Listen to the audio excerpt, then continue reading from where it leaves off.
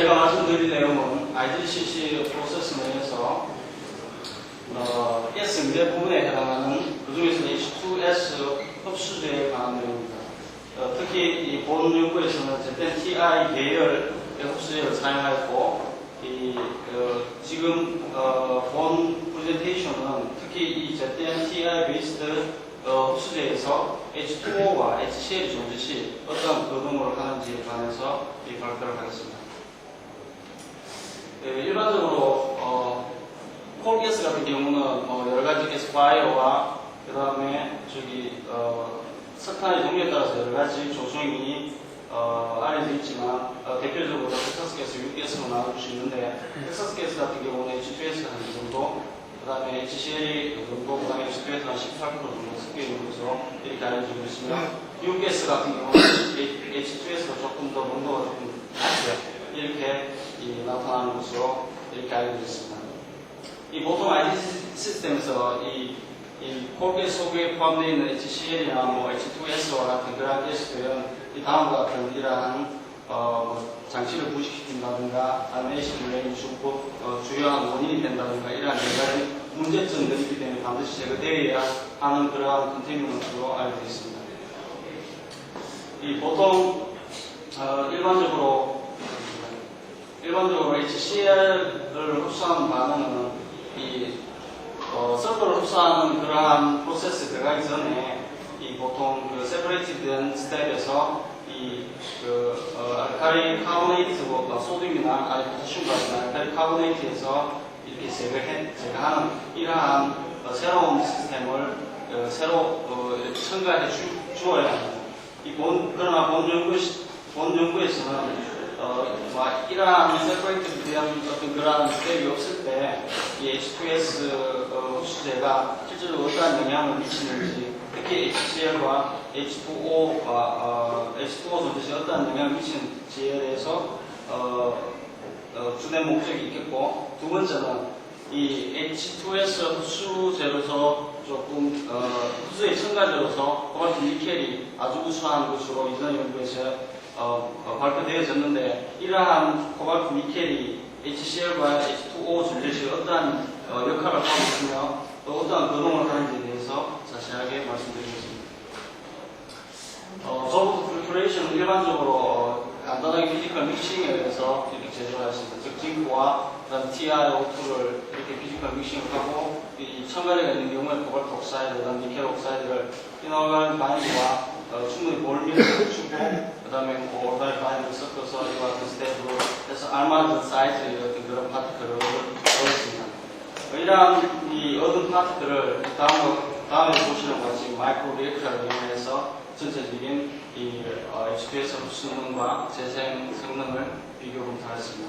여기서 HCl은 30% 정도 포함되어 있는 솔루션을 이용해서 이 버블을 이용해서 이렇게 해서 농도를 컨트롤하였습니다.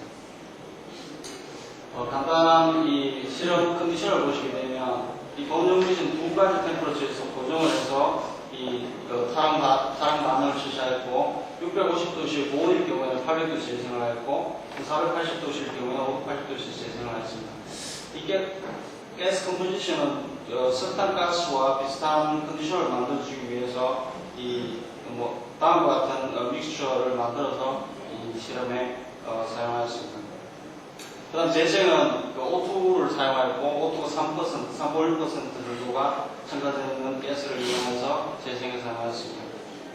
본 연구에서 사용한 이 타락면 세 가지를 사용했는데 ZNO와 TiO2가 섞여있는 타락제를 이 비교 타락제로 사용했고 여기에 코발트 25% 첨가되는 타락제, 그 다음에 니켈 21% 첨가된 타락제를 이용하여서 H2O와 HCl에 대한 영향력을 검토하였습니다. 우선 실질적인 실험에 들어가기 전에 이 ZT와 ZTC가 이렇게 만들어졌는 그런 조금 XR 패턴을 보시게 되면 요 왼쪽에 있는 것이 반응 전에 XR 패턴이 되겠고 오른쪽에 있는 것이 충분히 H2S를 흡수한 이후에 대한 XR 패턴이 되겠습니다. 이 보시는 바와 같이 반응 전에는 ZN2TiO4의 스파인 스토치를 이루고 있음을 알아주셨습니다. 25웨이트% 니켈 같은 경우는 20웨이트% 첨가되는 옥사이드 페이스가 관찰되지 않는 것은 본 연구에서는 TI-04 스파인 스토처의 인터컬레이션 된 것으로 이렇게 판단되어지고 있습니다. 이 H2S를 충분히 흡수한 이후에 보시게 되면 이 옥사이드 페이스는 TI-02를 제외하고는 옥사이드 페이스는 관찰되어지고 있지 않고 있으며 대부분 다 서파이드 케이스로 ZN 같은 ZNS, 코발트 같은 경우는 코발트 다이네스 요런 형태로 전부 다 트랜스퍼가 되고 있음을 알 수 있습니다. 그다음 니켈 같은 경우는 어떤 스파이드 베이스가 관찰되어지고 있지는 않지만 이 여러 가지 다른 실험을 통해서 니켈 같은 경우 서파이드 베이스로 가는 것으로 이렇게 본 연구에서는 판단했습니다. 실질적으로 이 H2O가 존재 시에 어떠한 영향을 미치는지에 대해서 우선 실험을 했습니다. 이 Y축은 서클 리무브 캐피시티라고 표현되어 있는데 이 전체 그램, 1g당 서클의 흡수력을 나타내고 있고 이 X축은 사이클 람다인데 이 탈항 반응을 실시하고 그 다음 재생 반응을 실시한 이후를 했을 때를 이 사이클 간주하고 열 사이클 테스트를 했습니다.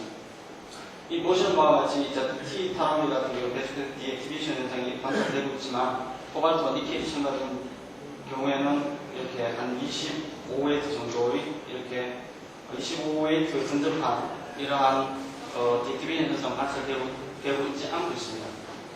수분이 포함되어 있을 경우도 경향성은 거의 비슷하게 이렇게 관찰되어지고 있습니다.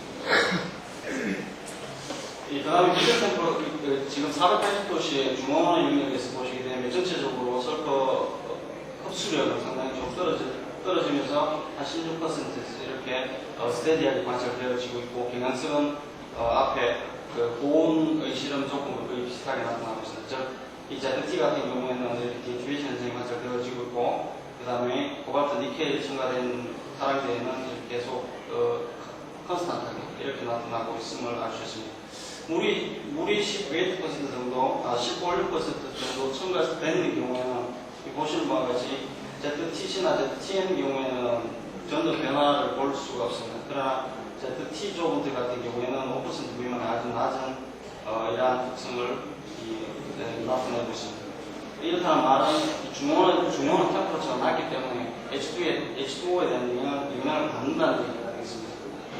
따라서 ZT를 이 수분의 이 함량에 따라서 어떠한 영향이 있는지를 갖다 관찰해 보겠습니다. 이 보시는 바와 같이 수분이 6%, 5%, 10%, 20%이면서 전체적인 벌스 커브 자체가 H2S 벌스 커브 자체가 기울기가 상당히 완만해지고 있음을 알 수 있습니다. 이와 같은 원인은 이 완만해지지만 이 포인트에서 계산되는 서클 리무브 캐패시티는 상당히 차이를 나타낼 수 있지만 이 포인트에서 계산되는 서클 리무브 캐패시티는 전혀 변화하고 있음을 이 오른쪽 그래프에서 이렇게 알 수가 있습니다. 이와 같은 것은 단지 수분이 첨가됨으로 해서 H2S에 대한 이 반응 속도가, 흡수 속도가 늦어지는 것이지 전체적인 액티브 사이트로서는 판단하지 않았습니다. 이와 같은 원인을 규명하기 위해서 그러나 이 ZTC나 코발트나 니켈이 첨가되는 경우는 이와 같은 이 H2S 브렉스 커브의 기울기가 늦어지고 있지 않는데 이와 같은 원인을 규명하기 위해서 본 연구에서는 지금 사용한 마이크로 픽스드 리액터 안에다가 새로운 서머코프를 넣어서 이 H2S와 그 다음에 액티브 사이트가 간의 반응할 때에 대한 반응들을 디스플레이를 한번 해본 결과 ZT 같은 경우는 전혀 어떤 흡수열이 발생을 하지 않았지만 ZTN 같은 경우는 한 10도 정도 이렇게 상승하는 것을 알 수 있습니다. 이와 같은 말은 이 코발트 옥사이드가 H2S 반응하면서 반응 속도 자체가 징크보다 상당히 빠르다는 것을 의미하게 되겠습니다. 이 오른쪽 그림에서는 그냥 CT라고 표현했는데 이 징크 빼고 그다음 코발트와 니켈을 징크만큼 집어넣은 거가 되겠습니다. 그 다음에 니켈 같은 경우, NT 같은 경우는 이것도 역시 징크를 빼고 그 다음에 니켈을 징크만큼 집어넣었을 때 보시면 전체적으로 한 15도 정도 이렇게 온도가 상승하고 있음을 알 수가 있습니다. 이 H2O가 존재 시 이 중원에서 흡수 속도의 영향을 흡수 속도를 느리게 하는 그러한 효과를 갖다가 볼 수 있었는데, 이 만약에 이 코발트와 니켈이 반응 속도가 상당히 빨라서, 이 반응 속도가 빠르다면은 충분히 그러한 속도가 느린 것을 보상해 주기 때문에 ZTC나 ZTN 같은 경우는 수분에 대한 영향이 없는 것으로 이렇게 판단했습니다. 다음에 이 HCl이 존재 시에 이 고온 영역에서 또는 중원 영역에서 어떠한 영향을 미치는가에 대해서 조사해 보았습니다. 여기 이 부분이 HCl이 존재했을 때고, 이 부분이 그냥 HCl이 존재하지 않았을 때에 대해서 비교해서 그랬는데, 이 ZTC, ZTN 또는 ZTN 큰 어떠한 변화는 이 고온에서 큰 어떠한 변화는 관찰되고 있지 않았습니다. 그러나 이 HCl 존재 시에 그 전체적인 디비에이션 현상이나 아니면 수분이 존재 시에 이 서클 리밋 캐피시티 디비에이션은 이와 같이 브로스 커브 자체가 이렇게 완만하게 이렇게 이루어지는 것으로 이렇게 판단되어졌는데, 이 HCl 존재 시에는 이 기울기 자체는 변하지 않고 전체적으로 브레이크 커브 자체가 왼쪽으로 이렇게 시프팅을 하고 있음을 알 수 있습니다. 이와 같은 원인은 이 징크의 액티브 사이트 로스로 설명될 수가 있는데, 전체적인 이 토탈 서클 리밋 캐피시티 전체 황 흡수율을 계산해 보게 되면, 이 수분이 존재하지 않았을 때는 어느 정도 스테디하게 한 이 정도가 실제로 이론적인 양론적인 설포의 흡수율이 되겠습니다. 근데 이 사이클이 증가하면서 전체적으로 이와 같이 이렇게 토탈 설포 리밋 캐피시티를 감소하고 있음을 알 수 있습니다. 이 그래프를 이렇게 표현하게 되면 전체적인 액티브 사이트 로스를 설명할 수가 있는데, 그와 같은 원인은 빅쿠타와 쓰나미, 이장한 이러한 메커니즘을 따르기 때문인 것으로 이렇게 판단되어진 거죠. 징크 옥사이드가 이 HCl이 존재시 HCl과 반응해서 징크 클로라이드가 되고, 이 징크 클로라이드는 다시 H2S 반응해서 징크 설파이드가 되는, 이때 이 징크 클로라이드 자체는 이 영역의 템퍼러처에서 리퀴드 페이스라고 이 아래에 있습니다. 이 만약에 이 영역에서 리퀴드 페이스라면 충분히 이 이베퍼레이션으로 인해서 징크 자체의 로스를 불러일으킬 수가 있는 것을 이렇게 판단되어집니다. 다음 중원의 영역에서 HCl에 대한 이펙트를 한번 실험을 해보았습니다. 자, 조건들 같은 경우에는 아주 5% 미만의 아주 낮은 어떤 서클 리밋 캐피시티를 나타내고 있습니다. 이것은 물론 수분이 이때 2000ppm HCl을 사용했는데, 이때는 5%의 물이 동시에 첨가되고 있음을 말씀드리는 바입니다. ZTC 같은 경우는 오히려 좀 더 높은 어떤 그러한 서퍼 리밋 캐피시티를 보여주고 있음을 알 수가 있습니다. 이 다음 그림은 역시 또 토탈 서퍼 리밋 캐피시티를 계산을 해봤는 겁니다.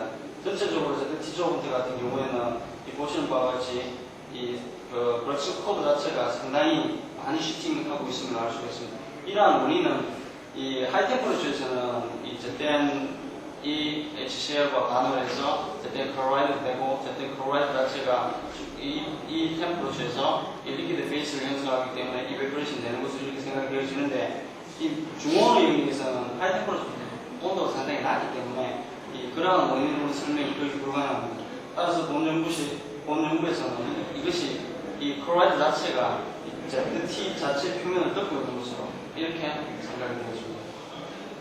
그러나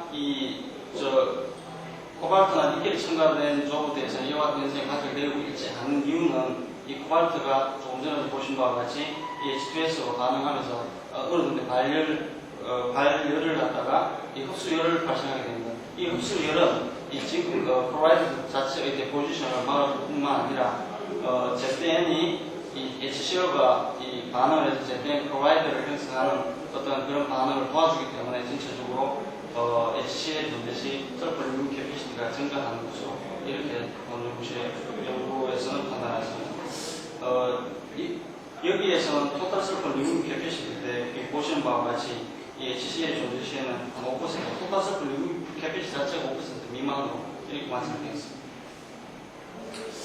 결론을 말씀드리면, 이 고온의 영역에서는 어떤 ZT나 ZTC 모두 다 수분에 대한 이펙트는 없습니다. 그러나 이 HCl에 대한 이펙트는 이 고온의 영역에서는 ZT 클로라이드를 클로라이드 형성하면서 이제 클로라이드 자체가 리퀴드 베이스이기 때문에 이베퍼레이션이 되면서 사이클 증가에 따른 디스트리뷰션 현상이 관찰되었지만 코발트나 니켈이 첨가된 경우에는 상대적으로 징크의 양이 T보다는 TC가 상대적으로 징크의 양이 상당히 작습니다. 따라서 그러한 현상이 상당히 최소화될 수 있는 것을 그렇게 보는 중원의 영역에서 보시게 되면 이 ZT 조건트는 디스트리뷰션 현상이 관찰되어지고 있지만 이것은 오로지 징크 옥사이드와 그 다음에 H2S 자체의 흡수 속도의 차이지 전체적인 뭐 어떤 징크의 로스라든가 액티브 사이트의 어떤 변형이라는 이런 것으로 판단하지 않습니다. 그러나 코발트 니켈 같은 경우에는 이 흡수할 때 H2S와 흡수할 때 이 흡수열로 인해서 그 반응 속도가 저하되는 것을 막아주고 있어 이렇게 판단했어요. 이 HCl 존재 시에는 이 HCl이 중원에서는 이 ZT 조건트에서는 조금 전에 말씀드린 것 같이 조건트를 이렇게 클로라이드 자체가 이렇게 디컴포지션 하는 현상으로 이렇게 디컴포지션 되는 어떤 그런 현상으로 나타났지만 이 ZT나 ZTN 그런 현상을 충분히 극복할 수 있었다는 그런 결론을 얻을 수가 있었습니다. 따라서 이 메커니즘상 이 HCl과 H2S의 그 동시대로는 불가능한 것으로 이렇게 보는 것에서는 판단했습니다. 이상입니다.